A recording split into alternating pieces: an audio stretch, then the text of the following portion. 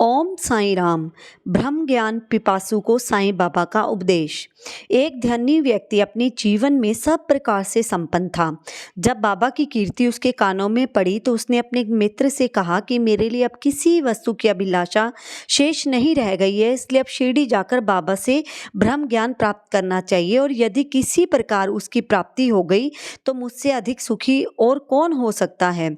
उसके मित्र ने उसे समझाया कि ब्रह्म ज्ञान की प्राप्ति सहज नहीं है, विशेषकर तुम जैसे मोहग्रस्त को जो सदैव स्त्री, संतान, द्रव्य उपार्जन में ही फंसा रहता है।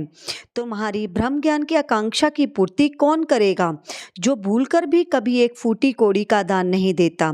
अपने मित्र के परामर्श की उपेक्षा कर वह आने जाने के लिए एक तांगा लेकर शिरडी जाकर सीधे मस्जिद में पहुंच गया और साईं बाबा के दर्शन करके उनके चरणों पर गिर पड़ा और प्रार्थना की, आप यहाँ आने वाले समस्त लोगों को अल्प समय में ही ब्रह्म दर्शन करा देते हैं। केवल यही सुनकर मैं बहुत दूर से आपके पास आया हूँ। मैं इस यात्रा से अधिक थक गया हूँ। यदि कहीं मुझे ब्रह्म ज्ञान की प्राप्ति हो जाए तो मैं यह कष्ट उठाना अधिक सफल समझूंगा। बाबा बोले, मेरे प्रिय मित्र, इतने अधीर न हो। मैं तुम्हें शीघ्र ही ब्रह्म के दर्शन करा दूंगा। मेरे सब व्यवहार नगद ही हैं और मैं उधार कभी भी नहीं करता। इसी कारण अनेक लोग धन, स्वास्थ्य, शक्ति, मान, पद, आरोग्य और अन्य पदार्थों की इच्छा पूर्ति हेतु मेरे पास आते हैं। ऐसा तो कोई विरला ही आता है जो ब्रह्म ज्ञान का पिपासु हो। भौतिक पदार्थों की अभिलाषा से यहाँ आने वाले लोगों को कोई अभाव नहीं, परंतु आध्यात्मिक जिज्ञासाओं का आगमन बहुत ही दुर्लभ है। मैं सोचता हूँ कि यह क्षण मेरे लिए बहुत ही धन्य और शुभ है, जब तुम सरीखा महानुभाव यहाँ पधार कर मुझे ब्रह्म ज्ञान देने के लिए जोर दे रहा है। मैं सहज तुम्हें ब्रह्म दर्शन करा दूंगा। यह कहकर बाबा ने उसे ब्रह्म ज्ञान कराने हेतु अपने पास बिठा लिया और इधर उधर की चर्चाओं में लगा लिया, जिससे कुछ समय के लिए वह अपना प्रश्न भूल गया।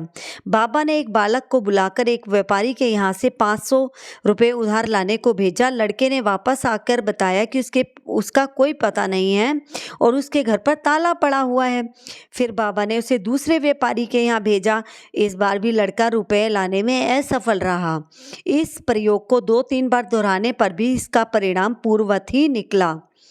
जब बाबा व्यग्रता पूर्वक 5 रुपये उधार लाने के लिए बालक को यहाँ वहाँ दौड़ा रहे थे तो वह धनी व्यक्ति स्वयं 5 रुपये उधार देने तक का साहस न कर सका, बल्कि वापस जल्दी लौटने की तैयारी करने लगा और अधीर होकर बाबा से बोला, अरे बाबा, कृपया मुझे शीघ्र ब्रह्म ज्ञान दो। बाबा ने उत्तर दिया, मेरे प्यारे मित्र, क्या इस नाटक से तुम्हारी समझ में कुछ नहीं आया? मैं तुम्हें ब्रह्म दर्शन कराने का ही तो प्रयत्न कर रहा था। संक्षेप में तात्पर्य यह है कि ब्रह्म का दर्शन करने के लिए 5 वस्तुओं का त्याग करना पड़ता है: 5 प्राण, 5 इंद्रियां, मन, बुद्धि और अहंकार। यह हुआ ब्रह्म ज्ञान। आत्म अनुभूति का मार्ग भी उसी प्रकार का है जिस प्रकार तलवार की धार पर चलना। श्री साईं बाबा ने फिर इस विषय पर विस्तृत वक्तव्य दिया। अगला पहरा, मन है ब्रह्म माया में तो ब्रह्म ज्ञान कैसे हो। जब वक्तव्य समाप्त हो गया तो बाबा उन महाशय से बोले, अच्छा महाशय, तुम्हारी जेब में 5 रुपये के 50 गुना रुपयों के रूप में ब्रह्म है, उसे कृपया बाहर निकालिए। उसने नोटों की गड्डी बाहर निकाली तो गिनने पर सबको आश्चर्य हुआ कि वे 10-10 के 25 नोट थे।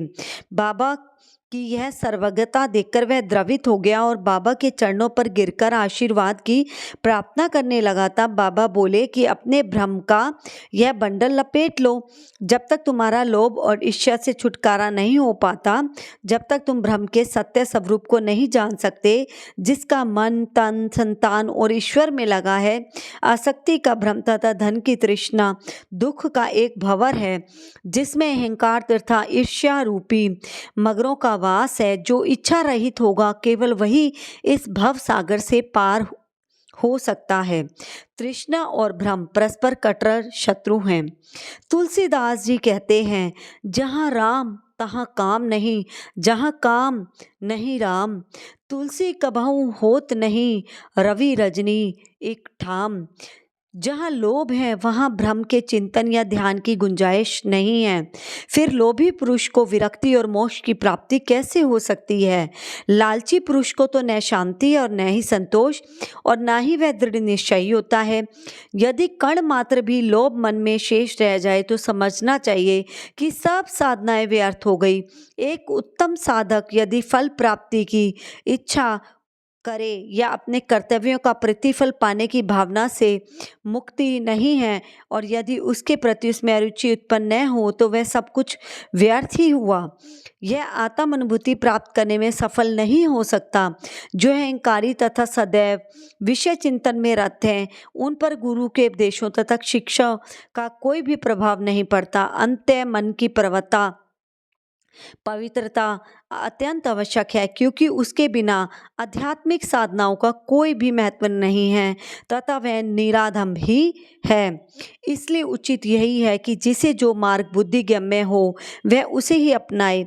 मेरा खजाना पूर्ण है और मैं प्रत्येक की इच्छा अनुसार उसकी पूर्ति कर सकता हूँ, परंतु मुझे पात्र की योग्यता अयोग्यता का भी ध्यान रखना पड़ता है।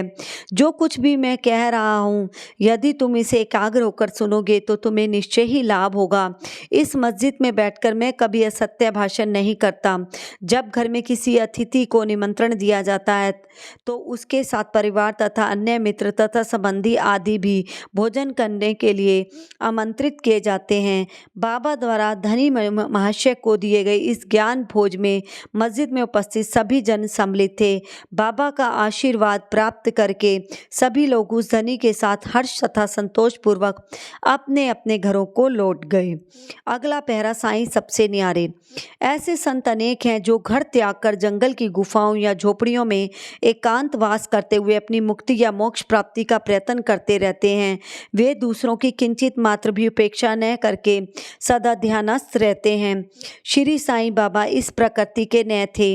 यद्यपि उनके घर कोई द्वार, स्त्री, संतान, समीप या दूर के संबंधी न थे, फिर वे इस संसार में रहते थे। वे केवल 5 या 4 घरों से ही भिक्षा लेकर सदा नीम वृक्ष के नीचे निवास करते तथा समस्त संसारिक व्यवहार करते रहते थे। इस विश्व में रहकर किस प्रकार आचरण करना चाहिए इसकी भी वे शिक्षा देते थे। ऐसे साधु या संत प्राय विरले ही होते हैं जो स्वयं भगवत प्राप्ति के पश्चात लोगों के कल्याणार्थ प्रयत्न करें। श्री साईं बाबा इन सब में अग्रणीय थे। इति अध्याय 19-20। ओम साई राम।